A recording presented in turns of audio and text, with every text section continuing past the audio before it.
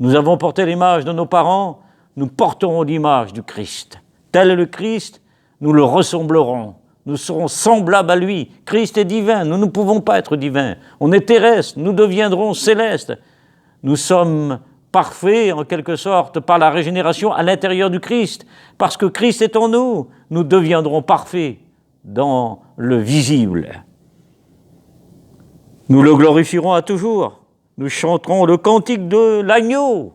Oui, parce que c'est l'agneau qui se représente. C'est lui qui nous a fait entrer au ciel. C'est lui qui nous a pardonné. C'est lui qui a ôté nos péchés. C'est lui qui a effacé nos actes, qui nous accusait. Il a pris notre place, l'agneau plein de grâce. Parce que bientôt, la colère de l'agneau, Apocalypse chapitre 6 et verset 17, elle s'abattra sur les hommes, la colère de l'agneau. Et la colère de l'agneau, c'est malheur à la terre. Alors que les noces de l'agneau, c'est réjouissez-vous.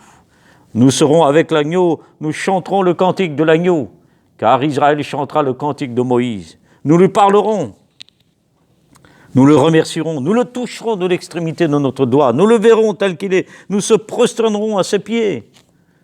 Nous régnerons avec lui, avec la divinité, le Père, le Fils et le Saint-Esprit. Nous verrons le Christ dans toute sa gloire, nous verrons Dieu le Père, que Moïse, Exode 33, verset 18, il ne l'a pas vu. Il ne pouvait pas le voir. Dieu lui dit, si tu me vois, tu vas mourir. Alors mets-toi dans le rocher, dans la cavicule du rocher, et je passerai tout près de toi, et je dirai bonté de l'Éternel et miséricorde, et ma main te couvrira. Là où tu es, la main de Dieu te couvre. Reste dans le rocher, le Christ est le rocher, à l'abri du rocher. Et c'est ceux qui sont dans le rocher qui seront pris, et qui verront sa gloire. Apocalypse 21, verset 5, nous verrons Dieu le Père. Alors que Moïse de l'Ancien Testament ne l'a pas vu, il le verra dans la gloire, bien sûr. Nous le lèverons dans la louange, nous le glorifierons dans sa majesté. La révélation divine de l'Apocalypse nous dit, Apocalypse 22, il n'y aura plus d'anathème, mais le trône de Dieu et de l'agneau sera au centre du royaume des cieux. Ses serviteurs, ses servantes le serviront et nous verrons sa face. Nous serons rendus semblables au Seigneur. Il nous rendra semblables à son image. Il nous a donné d'être fils de la résurrection.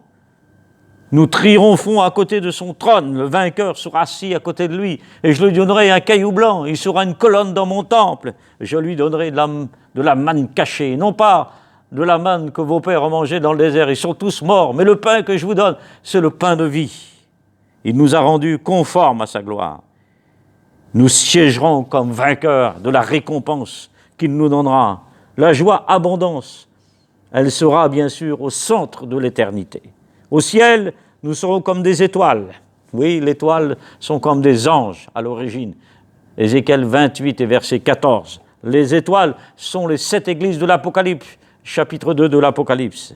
Les étoiles sont les serviteurs de Dieu. Les étoiles sont bien sûr ce qui est marqué, ce seront les chrétiens. Les étoiles, c'est le Christ qui est l'étoile. La première étoile qui se lève le matin, c'est l'enlèvement de l'Église. C'est l'étoile. Avant que le soleil apparaisse, Apocalypse 22, il faut que l'étoile apparaisse.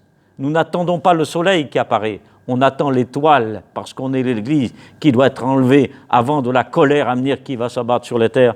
Apocalypse chapitre 3 et verset 11, verset 10. Nous aurons un corps de gloire. La crainte, elle n'aura plus sa place à nous combattre.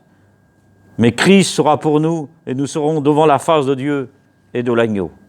L'héritage du vainqueur au ciel. Celui qui vaincra, je lui donnerai l'arbre de vie qui est dans le paradis de mon Dieu. Sois fidèle jusqu'à la mort et je te donnerai la couronne de vie. Apocalypse chapitre 2, verset 10. Celui qui vaincra, je lui donnerai la manne cachée. Apocalypse chapitre 2, verset 26. Celui qui vaincra, je lui donnerai un caillou blanc, car le caillou blanc était pour un électeur, c'est-à-dire pour voter à l'époque de l'Apocalypse. On votait pour les Césars à Rome. Et Jésus fait référence à lui. Ce qui veut dire que nous n'avons pas voté pour lui. Nous ne l'avons pas élu. Mais lui, il a jugé digne de nous élire. Car le caillou blanc, on pouvait voter pour un César. Ah, je voudrais vous dire, il y a des électeurs qui votent pour des présidents. Nous votons pour des présidents. Nous n'avons pas voté pour lui. C'est lui qui est venu à nous. Nous ne l'avons pas cherché. il s'est révélé à nous. Lui, le juste, lui qui était sans péché, lui qui n'a pas connu le péché, il a pris notre place. Il a été maudit pour nous enlever la malédiction, pour nous bénir. Il a été jugé pour enlever le jugement qui était sur nous. Il a été seul pour que nous ne soyons pas seuls et qu'il dit « Ne crains pas, je suis avec toi ». Celui qui vaincra gardera mes œuvres jusqu'à la fin. Je lui donnerai l'autorité.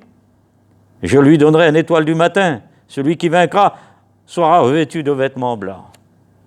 Je n'effacerai pas son nom du livre de vie. Apocalypse 3, versets 5 à 12. Je confesserai son nom devant le Père et devant des milliers d'anges. Apocalypse 3, verset 12. Il sera une colonne dans le temple de mon Dieu et tu seras racheté. Tu auras bien sûr des vêtements blancs et tu seras revêtu de fin lin. Quelle grâce! L'appellation des rachetés qui seront au ciel, des enfants de Dieu, fils du royaume, les bénis de mon Père, a dit Jésus, Matthieu 8, 12, Matthieu 25, 31, les brebis, les justes, les fils de la résurrection, les dignes, selon Paul, et les justes, ceux qui sont droits, ceux qui triomphent, rentreront au ciel, les enfants de Dieu. Quel est le sujet que Dieu fera de nous? Les justes resplendiront comme le soleil. Ils brilleront comme l'éclat d'une étoile pure. Nous brillerons comme la splendeur du ciel. Nous serons fils de la résurrection. Nous serons des colonnes, comme des colonnes pures. Quelle importance, Seigneur, la grâce de Dieu qui nous a donné toutes ces choses. Le ciel est ouvert à celui qui est né de nouveau, qui a passé par la nouvelle naissance, la nouvelle création, nouvelle créature. Le bain de la régénération, la résurrection, l'intervention divine dans le cœur de l'homme. À ceux qui ont été lavés par le sang de l'agneau. La différence, les martyrs de la grande tribulation, eux, ils se lavent, ils sont devant la bête. Et ils sont décapités, ils sont sous l'autel. Et c'est un acte par leur vie. Ils ont préféré de donner leur vie à Jésus-Christ et ne pas accepter la bête et le système du 666. Tandis que nous, dans la grâce, il nous a lavés. Nous sommes devant l'agneau et nous serons enlevés avant, bien sûr, la grande épreuve qui va s'abattre sur la terre des hommes. Celui qui est né de nouveau entrera au ciel. C'est ceux qui ont été lavés par le sang de l'agneau. 1 Jean, chapitre 1, verset 7. Laisse-toi laver, laisse-toi purifier, ne te lave pas. C'est lui qui veut te laver, qui te pardonne de tout péché. Celui qui a été pardonné de leurs péchés. Celui qui pardonne. Celui qui a dit oui à la grâce, car la grâce est une source de salut, Éphésiens 2, 8. C'est par la grâce que vous êtes sauvés, vous qui m'écoutez, et qui n'est pas converti